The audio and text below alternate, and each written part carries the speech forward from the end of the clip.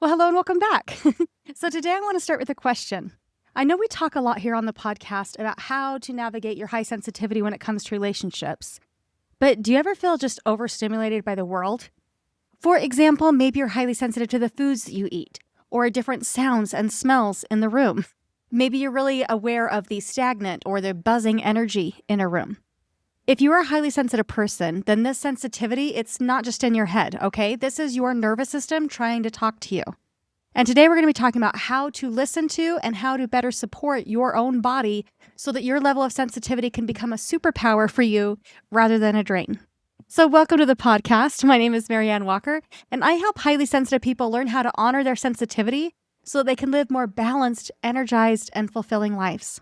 In fact, I have a 12-week one-on-one coaching program that is designed specifically for you, where I help people learn how to navigate their own levels of sensitivity, how to state boundaries without feeling guilty, and how to make requests to get their own needs met without feeling anxious.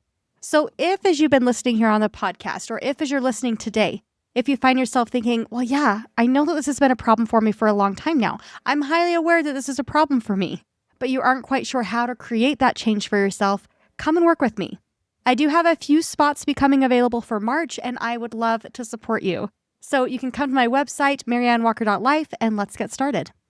All right, so because you are a highly sensitive person, your body and your nervous system, they have different needs than the general population, okay? Highly sensitive people account for about 15 to 20% of the population. And y'all, we're just built different, okay? Let's just say it that way. So, well, yes, you can power through when you really need to. I want you to notice that when you do choose to power through instead of listening to your body, then it can often take a serious toll on your body because you aren't only sensitive to the moods and energies of other people, but you're also sensitive to just everything that's going on around you. So for me, I know that I am highly sensitive to sugar. When I eat sugar, I get a little bit puffy. It also impacts my mental clarity. I get a lot of brain fog when I've had too much sugar. It makes it harder for me to think, and I just feel kind of gross. And I'll be honest, I wish that knowing this about myself would make me stop eating sugar altogether. But since I plan to continue to eat sugar, it's just really good information for me to have that, okay, well, now I really should limit my sugar intake because I know what the impact is going to be. Okay, it's really important, especially as a highly sensitive person, to identify what has a negative impact on you so that you can kind of limit those exposures and take care of yourself. I have a daughter who is highly sensitive, and she is impacted greatly by her sleep quality. So when she's going to work one night in the evening and she's assigned to close the store, and then the next morning she's assigned to open the store, then everybody at home knows that, okay, it's going to take her some time to recover from that. When she has that sleep deprivation, when she has a different sleep schedule and her sleep schedule's interrupted, it impacts her mental health. She gets stomach aches, and she just requires a little bit more isolation in order to recover. And maybe for you, then it shows up similarly with sleep deprivation or with eating sugar. Or maybe you have a high sensitivity to caffeine. So when you partake of caffeine and then you hit a traffic jam, then you might notice that you're a lot more anxious than other people. Your thoughts start racing, your heart starts racing, and your palms start to sweat. And you know that you're safe in the moment because your car's not even moving, but your body is acting like you're being chased by a lion, and can be quite a lot for you. Or maybe fast food or junk food, they really leave your system feeling depleted. Now for me, my husband knows that when I'm sick, especially, I need real food, not frozen chicken nuggets and not drive-through French fries. I need real quality food. Now for him, when he is sick, his comfort food is things like hot dogs, ramen noodles, and canned soup. That works very well for me. That's super easy. But when I am feeling sick, I know that I require different things. So if he's not able to cook for me, then it doesn't matter how sick I am. I know I'm going to get up and I'm going to make real food for myself because I know that my body needs real nutrient-dense foods in order to get well again. So maybe for you, then it's small things like a noisy office or strong smells or crowded spaces. They can really feel overwhelming in a way that most people really don't experience it. And so they might be confused at your big reaction. They're like, well, no, it's not that big of a deal. But for you, it's really upsetting. Your sensitive body, it responds very quickly to external stimuli. And this is why being highly sensitive, it can often feel like a full-time job just to manage yourself, right? Because you're either managing the symptoms that you're experiencing from your sensitivity, Or you're investing so much energy into resisting the fact that you're experiencing things because you think, no, but this shouldn't impact me. This smell, this drink, these lights, they shouldn't be that big of a deal. So you resist the fact that you're having a big reaction to it. So you continue to power through, even though your body is saying, whoa, this is too much. This is overstimulating. I'm feeling anxious. Please stop. Please don't give me that anymore. But here's the thing, is being sensitive to all of these things, it doesn't mean that you're weak or that you're lesser in any way. It just means that your body is highly sensitive to what does and doesn't serve it. And when you think about it that way, isn't that a pretty amazing gift? Because your body is letting you know not only what it needs to survive, but what it really needs to thrive. So yes, it may feel overwhelming to be so sensitive to foods, to lights, to sounds, to smells. And also, and I really want you to listen to me closely on this one because this is a super big deal. Not only are you highly sensitive to those things, but you are also highly sensitive to acts of self-care, to nourishment, to healing. You are very quick to respond when you actually give yourself the nutrition that you need, when you give yourself the rest that you need, when you actually start drinking water like you know that you should. And maybe part of you does know that, oh, well, yeah, I know it doesn't keep much to keep me going, so that's why I keep powering through. But when you power through, instead of giving your highly sensitive body the care that it needs, that's when your body's going to start to rebel. Because you can either slow down and take care of your body now, or your body is going to force you to slow down and take care of it later. Now, it's really hard for me to find any firm statistics on this, but anecdotally speaking, I will say from what I've seen in my practice, highly sensitive people seem to be more prone to chronic illness. They seem to be more prone to autoimmune disease. And for many, then those things came on after a significant trauma or after a significant hardship. And it was because they were attempting to power through for a little bit too long that their body just eventually started to shut down as a form of self-preservation. Their body was basically saying, hey, I'm still here. I need some care. I need some maintenance, please. I know that you're busy trying to manage everybody else's needs right now, but I have needs too, and you're not listening to me. So your body will continue to get louder and louder and louder until you actually listen.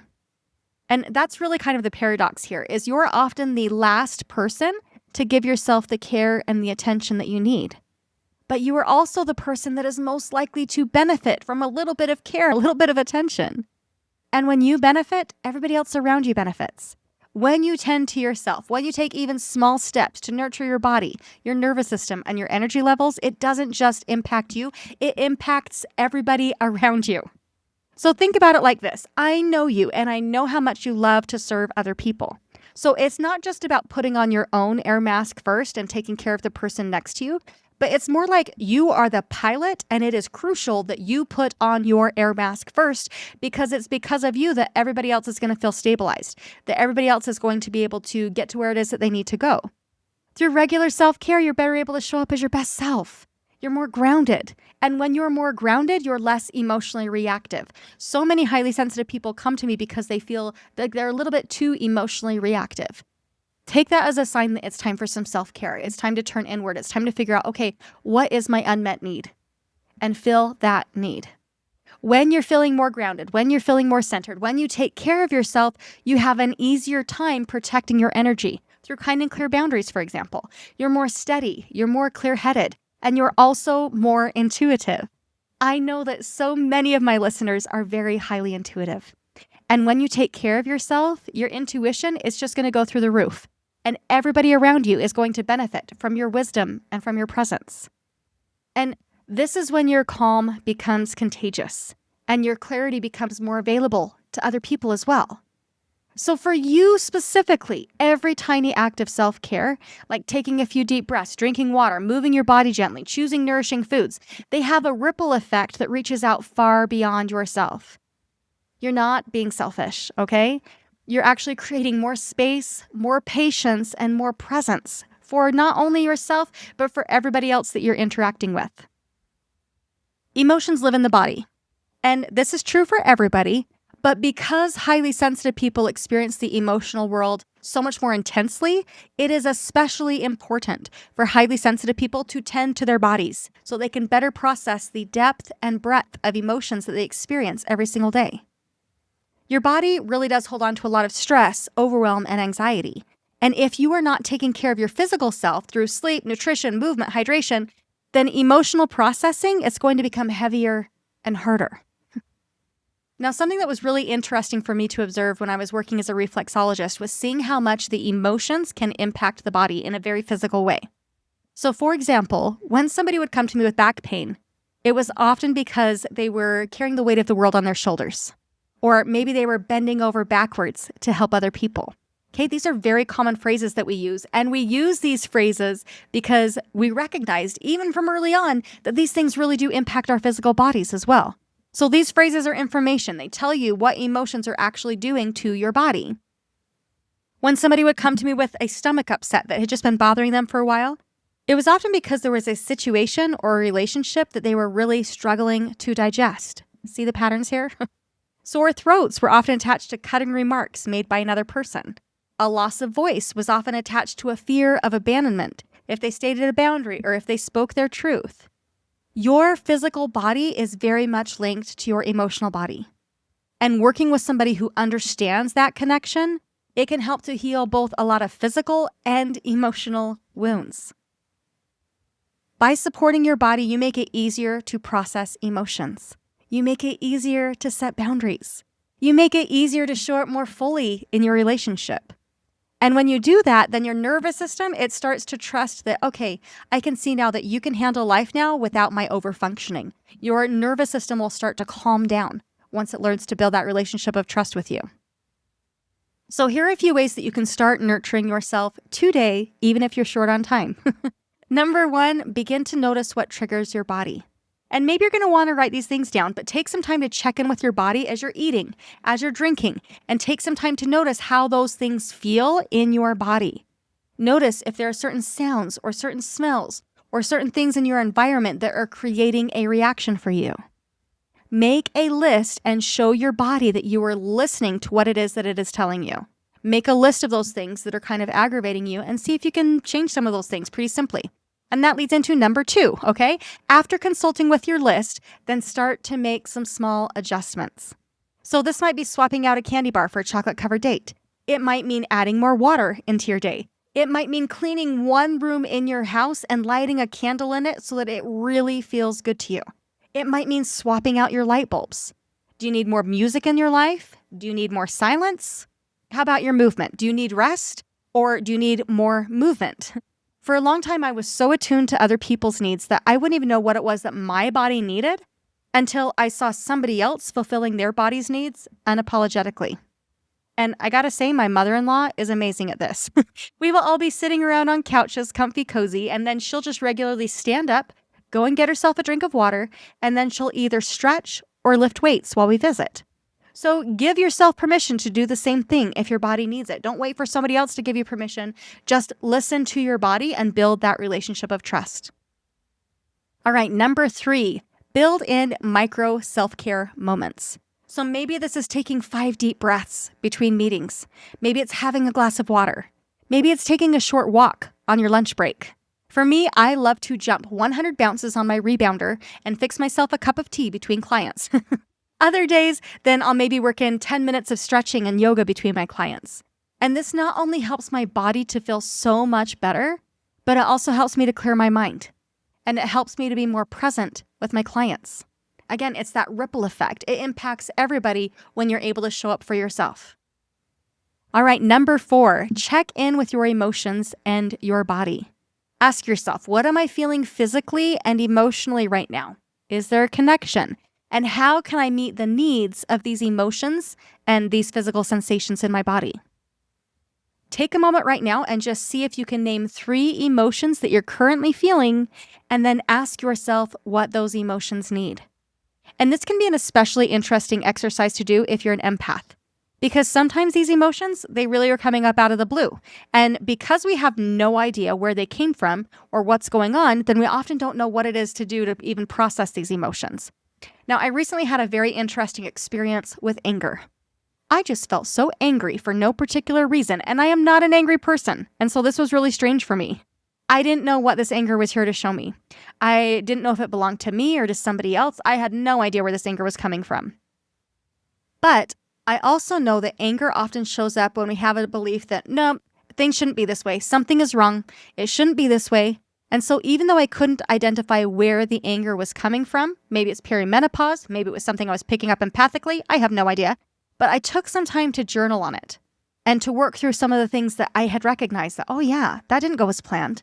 Yeah, that's not the way it's supposed to be. That shouldn't have happened. And I just sat with it and I worked to process it. And then that anger, it really loosened its grip. And shortly after, I just felt so much better. If you are detached from your emotions, there is no way that you can process them. So take the time to identify what emotions you're experiencing and then ask those emotions what is needed. To be absolutely honest with you, my favorite place to do this is when I'm driving in the car all by myself. I know when I'm driving, I don't have much going on, and so I just use that space for emotional processing. And sometimes that processing includes tapping. I'm a big fan of tapping, so if you're interested in that, let me know. I think tapping is a wonderful tool, but see if you can build in some emotional awareness into your day and just see if it makes a difference for you to even just name the emotion. Tiny, consistent steps will absolutely add up over time. And supporting your sensitivity, it doesn't mean that you need to live in a bubble, okay? Supporting your sensitivity means living in a way that really honors your sensitivity so that you can show up more fully in life for yourself and for other people. So if you are ready to build more sustainable routines that honor your sensitivity, reduce overwhelm, and help you to really show up more fully in life, I would love to support you. You can email me at MaryAnn@MaryAnnWalker.life to inquire about working with me one-on-one. And consider sending me that email, your first step towards creating a more balanced and peaceful life for yourself. And also, please remember that your highly sensitive body, it is an amazing gift. And it is giving you so much beautiful information. And as you support your body will support you. So start small, but start today. You deserve it. All right, I hope you have a great week, and let's talk soon. Bye now.